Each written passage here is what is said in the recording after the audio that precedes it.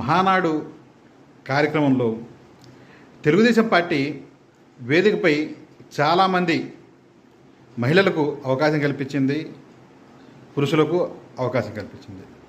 కానీ 40 సంవత్సరాల సుదీర్ఘ అనుభవం కలిగినటువంటి రాజకీయ పార్టీ ఒక ముస్లిం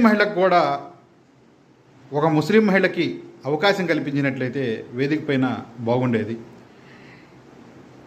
నిన్న మొన్న దానికి ముందు రోజు జరిగినటువంటి సభలో ఒక్కరోజు కూడా కనీసం ఒక ముస్లిం మహిళని స్టేజీ మీద వేదిక మీద పిలిచి గౌరవంగా వారి చేత ఒక 4 మాటలు మేము ఈ యొక్క రాష్ట్రంలోని ముస్లిం మహిళలకు ఏం చేయబోతున్నాం, ముస్లిం మహిళలకు ఎలా అభివృద్ధి చేయబోతున్నాం, ముస్లిం మహిళలకు ఏ విధంగా సంక్షేమం అందియబోతున్నాం అనేది ఒక వేదిక మీద చెప్పించుకుంటే బాగుండేది.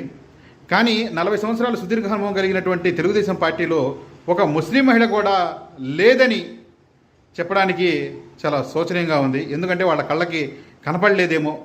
మీరు ఒకసారి చూసుకుంటే గుంటూరు డిప్యూటీ మేయర్ గారు ఉన్నారు, సజిలా గారు. తర్వాత కడప అనుకుంటా మెహతాజ్ బేగం గారు ఉన్నారు. తర్వాత అమరావతిలో రిజ్వానా గారు. ఇలా చాలామంది ముస్లిం మహిళలు తెలుగుదేశం పార్టీలో ఉన్నప్పటికీ ఒక ముస్లిం మహిళకు కూడా తెలుగుదేశం పార్టీ వేదిక మీద అవకాశం ఇవ్వడానికి సంకోచించింది అంటే మనం ఒకసారి ఆలోచించుకోవాలి. ఏదైతే తెలుగుదేశం పార్టీ సమాన హక్కులు, లౌకిక దేశం, ప్రజాస్వామ్య దేశం, మహిళలకు అవకాశం కల్పించాలి, ఈ డ్వాక్రా గ్రూపులు, డ్వాక్రా సంఘాలు అని ఎంతో ఇది తీసుకొచ్చినటువంటి ఈ తెలుగుదేశం పార్టీ ఒక ముస్లిం మహిళకు ఈ యొక్క చేసినటువంటి అవమానం అనేది ముస్లిం సమాజం అనేది హర్షించే విధంగా లేదు. ఇక మీదట ఎప్పుడైనా కానీ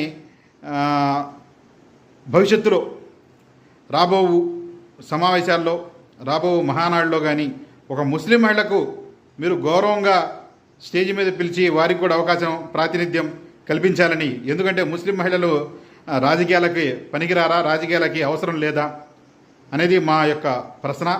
దయచేసి చంద్రబాబు నాయుడు గారు మీ యొక్క వైఖరిని మార్చుకొని రానున్న రోజుల్లో ముస్లిం మహిళలకు ప్రాతినిధ్యం కల్పించాలని, అవకాశం కల్పించాలని కోరుతున్నాము. ధన్యవాదాలు.